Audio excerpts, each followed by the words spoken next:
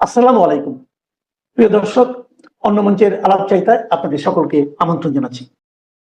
বঙ্গযোগ নিয়ে খুব গোলমাল লেগেছে। এখন ঢাকায় নেমে মানে বাংলাদেশে নেমে আমাদের নতুন হাই কমিশনার দীনেশ ত্রিবেদী তিনি কাব্যিক ঢঙে এক আকাশ একই বাতাস একই নিঃশ্বাস বিশ্বাস কি সমস্ত উনি বলেছিলেন, সেটা আমরা কাব্যিক ঢঙে ধরেছিলাম। যেটা আমি নিজেই বলেছিলাম উনি উনি একটুখানি কাঁচা বল খেলে দিয়েছেন আর জামাত ছক্কা মেরে দিয়েছে। কিন্তু এবার মনে হচ্ছে যে রাজনৈতিক ব্যক্তিত্ব দীনেশ ত্রিবেদী খুব ভালো মতো ভেবেচিন্তে এই কথাটা বলেছিলেন। নইলে আজকের কাগজে গতকালকে আপনারা জানেন যে যোগ দিবস ছিল, প্রধানমন্ত্রী দুদিন ধরে কলকাতায় ছিলেন। কালকে রেড রোডে সকাল 6:30টার সময় ওনার উপস্থিতিতে যোগ দিবস হয়, লাখে লাখে মানুষ সেখানে জড়ো হয়েছিলেন। সেখানে একটা কথা প্রধানমন্ত্রী ছুঁয়ে গেলেন, যোগ মঞ্চে বঙ্গযোগের বার্তা দিলেন প্রধানমন্ত্রী। যোগ মঞ্চে বঙ্গযোগের বার্তা দিলেন প্রধানমন্ত্রী। তিনি খুব সুচতুর ভাবে ব্যাপারটা এগিয়ে যান, মানে এড়িয়ে চলে যান, ওই কথাটা বলে এড়িয়ে চলে যান। আরো একটা ব্যাপার আছে, সেটা হচ্ছে তপন কুমার ডেকা, আমাদের যিনি সেন্ট্রাল আইবি প্রধান, তপন ডেকার এক্সটেনশন দিনের পর দিন বাড়ছে। অলরেডি 2টো এক্সটেনশন তার হয়ে গেছে, এবার 3rd এক্সটেনশন হবে কিনা সেটা নিয়েও কথাবার্তা হচ্ছে। এখন এই 3টে মিলিয়ে আমি পরপর খবরটাকে সাজিয়ে আপনাদের বলছি, কোনোটা মিস করবেন না, তাহলে বুঝতে পারবেন না শেষে কি হতে চলেছে। এখন দীনেশ ত্রিবেদী যা বলেছিলেন তারই যোগসূত্র কিনা জানি না, কিন্তু প্রধানমন্ত্রী একটা কথা বলেছেন। উনি বলেছেন যোগ সকলকে একসঙ্গে জুড়ে দেয়, যোগ মানুষের সঙ্গে মানুষের একতা তৈরি করে। উনি কি বলেছিলেন? আমরাও একতা চাই। মানে দীনেশ ত্রিবেদী যেটা বলেছিলেন, একই আকাশ একই বাতাস একই আমাদের যন্ত্রণা, আমরা যদি এক হয়ে যাই তাহলে পরে আমাদের অসুবিধে কোথায়? আপনাদের ইন্টেলিজেন্স আছে, আমাদেরও ইন্টেলিজেন্স আছে, আপনাদের অর্থনীতি আছে, আমাদের অর্থনীতি আছে, উনি কিন্তু বলেছিলেন। এদিকে আবার সুরাবর্দী অ্যাভিনিউ, তাকে জোড়া নিয়ে তার নাম পরিবর্তন নিয়ে একটা হইচই লেগেছে। 1946 সালে দ্য গ্রেট ক্যালকাটা কিলিং যেটা হয়, সেটা তো হোসেন সুরাবর্দীর আমলেই হয়েছিল, যিনি তখন মুখ্যমন্ত্রী ছিলেন পশ্চিমবঙ্গের, অবিভক্ত পশ্চিমবঙ্গের। স্বাধীনতা পূর্ববর্তী যখন হয় তখন উনি মুখ্যমন্ত্রী ছিলেন। সেই সময়তে 1946 সালে সুরাবর্দী, হুসেন সুরাবর্দী, তিনি এই গ্রেট ক্যালকাটার মানে প্ল্যানটা ছকেছিলেন, যাতে বেশ কয়েক হাজার হিন্দু মারা যায়। মুসলিমও মারা যাননি তার নয়। এখন সুরাবর্দী অ্যাভিনিউ, যেটা পার্ক সার্কাস থেকে গেছে সুরাবর্দী অ্যাভিনিউ উত্তর দিকে, সেই পার্ক সার্কাসের সুরাবর্দী অ্যাভিনিউ 3 নম্বর সুরাবর্দী অ্যাভিনিউটা হচ্ছে সুরাবর্দীর বাড়ি। শুভেন্দু অধিকারী এসে ওই নামটাকে, সুরাবর্দীর নামটাকে চেঞ্জ করে ওখানে করে দেন গোপাল মুখোপাধ্যায় সরণি, যিনি ইতিহাসে গোপাল পাঠা বলে পরিচিত। তার ওই রাস্তার মোড়ে একটা মানে পাঁঠার মাংসের দোকান ছিল। তিনি কলকাতার হিরো হয়ে কলকাতার হিন্দুদের রক্ষা করেছিলেন একা বাহিনী করে। সে আলাদা ইতিহাস। কিন্তু আমাদের এই পিটি নায়ার তার হিস্ট্রি অফ ক্যালকাটা স্ট্রিট সেই বইতে তিনি লিখেছেন যে এই যে সুরাবর্দী, এই সুরাবর্দী যার নামে রাস্তা হয়েছে, এই সুরাবর্দী কিন্তু হুসেন সুরাবর্দী নয়, ইনি হচ্ছেন স্যার হাসান সুরাবর্দী। কিংসফোর্ডের ওপরে যখন বোমা হামলা হলো, বোমা হামলার পর তিনি একজন রিটায়ার্ড, তিনি একজন সেনা অফিসার ছিলেন এবং কলকাতা বিশ্ববিদ্যালয়ের উনি চিকিৎসা বিভাগের প্রিন্সিপাল ছিলেন। উনি কিন্তু লাট বাহাদুরের প্রাণ বাঁচিয়েছিলেন। তারপরে ওনাকে স্যার উপাধি দেওয়া হয়। ওই যে 3 নম্বর বাড়িটি, ওই বাড়িটি হচ্ছে হুসেন সুরাবর্দীর, হাসান সুরাবর্দীর। আর পাকিস্তানের যিনি হয়েছিলেন, প্রধানমন্ত্রী হয়েছিলেন, তিনি হচ্ছেন হুসেন সুরাবর্দী। এই হাসান হুসেনের মধ্যে গন্ডগোল হয়ে গেছে, কিন্তু সেটাও উল্লেখ করেছেন প্রধানমন্ত্রী। কিন্তু যেহেতু গোপাল মুখোপাধ্যায়ের নামে এটা করা হয়েছে, তাই আর নতুন করে নামটা চেঞ্জ করা হয়নি। যেমন আমার চৌরঙ্গি রোড, যেমন আমাদের হেস্টিংস রোড ছিল, পরে ওটা হোচিমিন সরণি হয়ে যায়। এরকম প্রচুর নাম পরিবর্তন হয়েছে। ইংরেজদের সমস্ত মূর্তিগুলোকে সরিয়ে ফেলা হয়েছে কলকাতা ময়দান থেকে, অনেক কাজ হয়েছে। তো এর জন্য আমরা কোনো বিপ্লব দেখাইনি। এবারে যে দ্বিতীয় ব্যাপারটা যেটা হলো, সেটা হচ্ছে আপনার আইবি শীর্ষ পদে, সেন্ট্রাল আইবি শীর্ষ পদে তপন নাকি এবার অন্য চমক। এ দেখুন আমাদের কাগজে বেরিয়েছে ডলারটা। অপারেশন সিন্দুরে এই সেন্ট্রাল আইবি তপন কুমার ডেকা তখন ডিরেক্টর ছিলেন। তখন উনি একটা বিস্ময়কর রোল উনি প্লে করেন।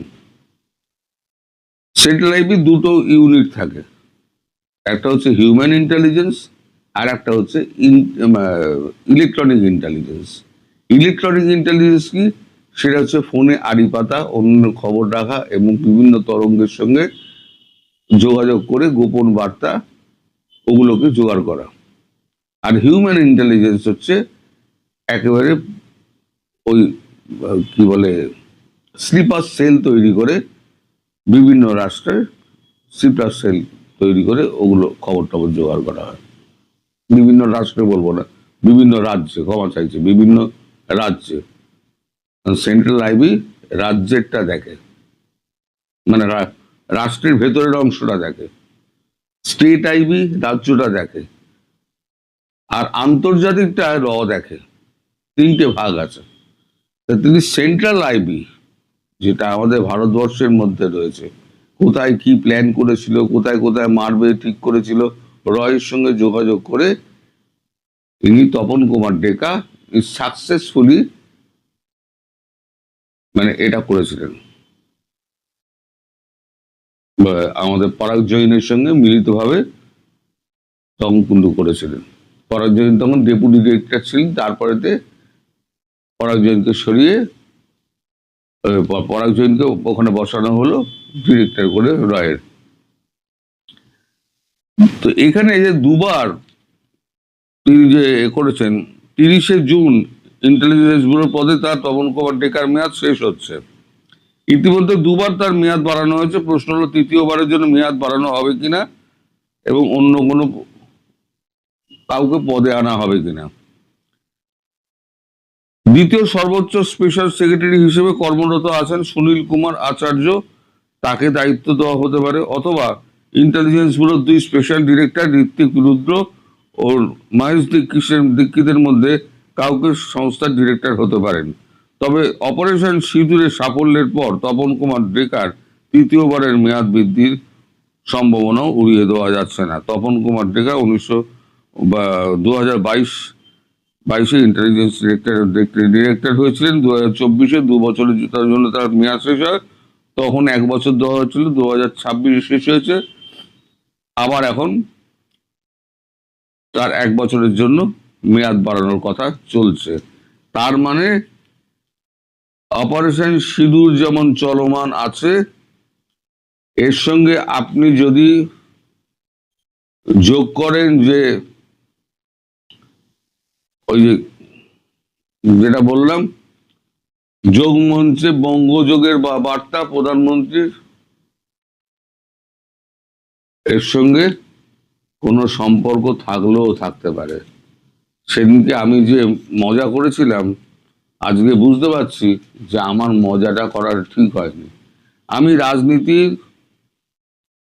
আমি কূটনীতির খবর রাখি, কিন্তু রাজনীতির অঙ্ক সবসময় কূটনীতির অঙ্কের সঙ্গে মেলে না। এখানে আমি মেলাতে ব্যর্থ হয়েছি, সেটা আমাকে স্বীকার করতেই হবে। অর্থাৎ এখনো কাজ শেষ হয়নি। আমি বলছি না 2 বঙ্গ এক হয়ে যাবে, বা আমাদের অখণ্ড ভারতের জন্য পিওজেকে ঢুকে আসবে উইথ গিলগিট বালতিস্তান। সেটা সময়ের অপেক্ষা, ওটা আসবেই, ওটা সময়ের অপেক্ষা। ওটা রাজনাথ সিং নিজে বলেছেন হেঁটে হেঁটে আসবে, আমাদের যেতে হবে না, হেঁটে হেঁটে আসবে। তাহলে পড়ে রইল কি? পাকিস্তানকে তো ছেড়েই রেখে দিয়েছি, তাহলে পড়ে রইল কি বাংলাদেশ? তার মানে এখনো কি ডেকার কাজ শেষ হয়নি? তাহলে প্রধানমন্ত্রীর মুখ থেকে বঙ্গযোগের কথা আসবে কেন? একই আকাশ একই বাতাস আসবে কেন? দীনেশ ত্রিবেদী একই কথা বলছেন কেন? এরকম অনেক প্রশ্ন আছে, যে প্রশ্নের জবাবের জন্য আমরা ভবিষ্যতের জন্য অপেক্ষা করব। সবাই ভালো থাকবেন, সুস্থ থাকবেন। কয়েক সপ্তাহ আগে সেই চীন বিরোধী মার্কিনপন্থী অর্থমন্ত্রী আমির খসরু মাহমুদ চৌধুরীর বাসায় এক নৈশভোজে গিয়ে মার্কিন রাষ্ট্রদূত নাকি খোদ তারেক রহমানকে ডেকে পাঠিয়েছিলেন, আর আমাদের প্রধানমন্ত্রী দৌড়ে মার্কিন রাষ্ট্রদূতের সঙ্গে দেখা করতে সেই নৈশভোজে গিয়ে মার্কিন রাষ্ট্রদূতের মনোভাবটাও জেনে এসেছিলেন। তারপরেও তাদের নিযুক্ত করা পররাষ্ট্রমন্ত্রী খলিলুর রহমান যে তাদের বদান্যতায় দেশে আসতে পারা তা প্রধানমন্ত্রী তারেক রহমানকে নিয়ে চীন চলে যাচ্ছেন। ব্রেন ক্রিস্টেনসেনকে তো তখন দৌড়ে পররাষ্ট্র মন্ত্রণালয়ে গিয়ে ছুটির দিনের অফিস খুলিয়ে হলেও মনে করাতেই হবে যে চীনের সঙ্গে মাখামাখি বেশি হলে পস্তাতে হবেই। প্রধানমন্ত্রী তারেক রহমান সত্যি বড় ধরনের ঝুঁকি নিয়ে তারপর চীন সফরে যাচ্ছেন এবং বাংলাদেশে নিযুক্ত মার্কিন রাষ্ট্রদূত, ট্রাম্প নিযুক্ত মার্কিন রাষ্ট্রদূত ব্রেন ক্রিস্টেনসেন সেটা আবারও তারেক রহমানকে আর তার পররাষ্ট্রমন্ত্রী খলিলুর রহমানকে মনে করিয়ে দিয়েছেন সফরে যাওয়ার আগের দিন পররাষ্ট্রমন্ত্রীর দফতরে উপস্থিত হয়ে তার সঙ্গে সাক্ষাৎ করে।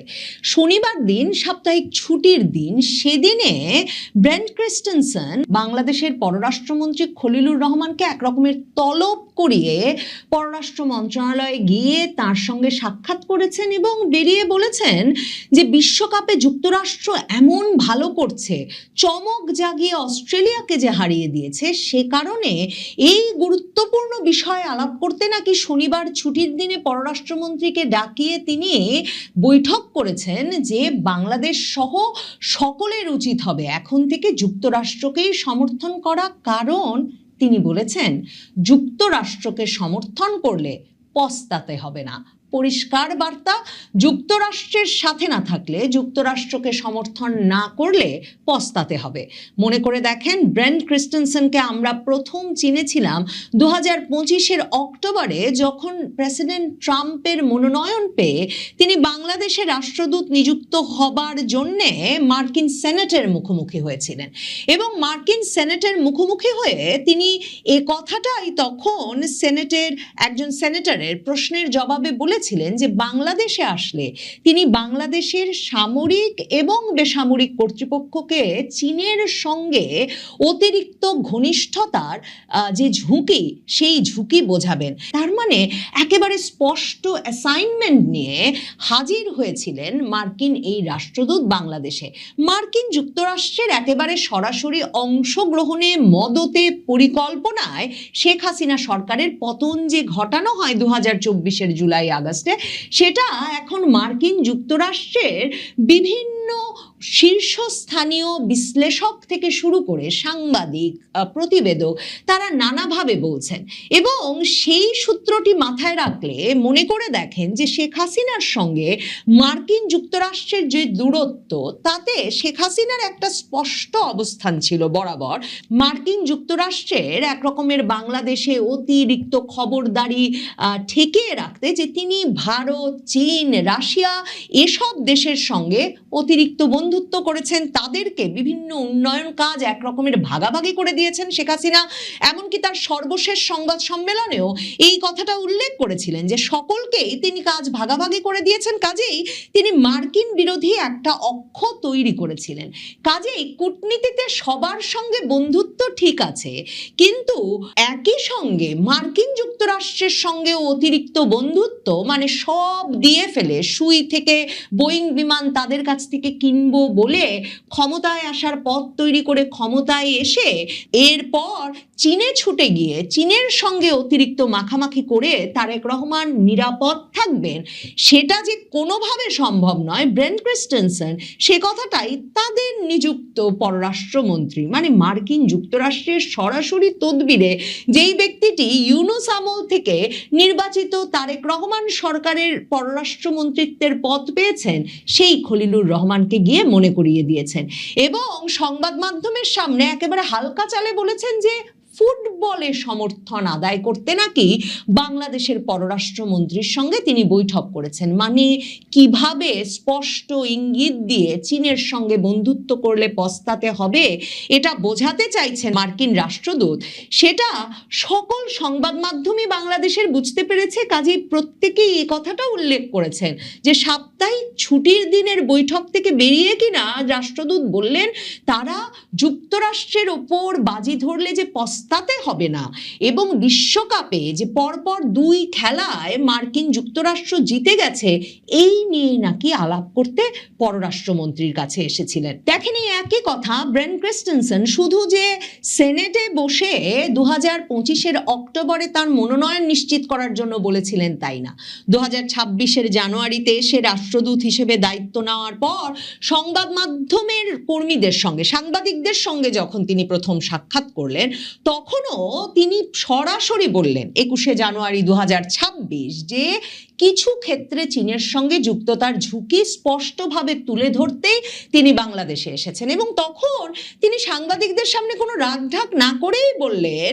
যে নিরাপত্তা সংক্রান্ত বিষয়গুলো তার বিশেষ আগ্রহের ক্ষেত্র, সেখানে চীনের সঙ্গে মাখামাখির বিষয়টা যুক্তরাষ্ট্র পছন্দ করে না। এবং তিনি তখন বললেন যে যুক্তরাষ্ট্র প্রতি বছর বাংলাদেশের সেনাবাহিনীকে পেশাদার করে গড়ে তুলতে অন্তত $15 লক্ষ খরচ করে। কাজেই বাংলাদেশের সামরিক কর্তৃপক্ষ এবং বেসামরিক কর্তৃপক্ষ, অন্তর্বর্তী সরকার এবং যে সরকার নির্বাচিত হতে যাচ্ছে, প্রত্যেককেই মনে রাখতে হবে যে মার্কিন যুক্তরাষ্ট্র যে চীনের সঙ্গে ঘনিষ্ঠতা পছন্দ করে না, সে চীনের সঙ্গে ঘনিষ্ঠতা বাড়ালে তাতে ঝুঁকি আছে, রিস্ক আছে। এবং এরপর তিনি খলিলুর রহমানকে সরাসরি বলে এলেন রিগ্রেট করতে হবে না যদি মার্কিন যুক্তরাষ্ট্রের সঙ্গে সম্পর্ক রাখা হয়, মানে না হলেই রিগ্রেট করতে হবে, সেটা পস্তাতে হবে। আসলে তারেক রহমান বোধহয় এই পুরো ব্যাপারটার সমীকরণটা বুঝতে পারছেন না।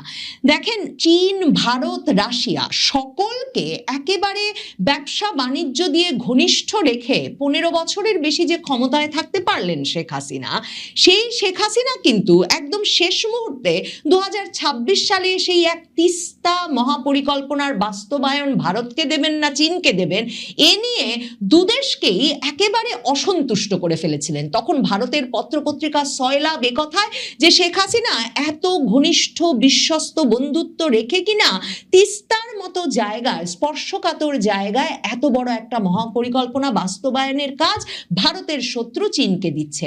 আর চীনকে তিনি এই কাজটা দেবেন বলে চীন সফরে গিয়ে যখন সেটা আর দিলেন না, ভারতের এই অসন্তোষের আঁচ পেয়ে বা সেটা এক রকমের বুঝতে পেরে শেষ মুহূর্তের সিদ্ধান্তে তখন শেখ হাসিনার ওই সভা থেকে সর্বশেষ 2024 আগস্টে ক্ষমতাচ্যুত হওয়ার আগে জুলাইয়ে তিনি যখন চীন সফরে গেলেন তখন তার সঙ্গে দ্বিপাক্ষিক বৈঠক থেকে এক রকমের ক্ষুব্ধ হয়ে উঠে গিয়েছিলেন চীনের প্রেসিডেন্ট শি জিনপিং।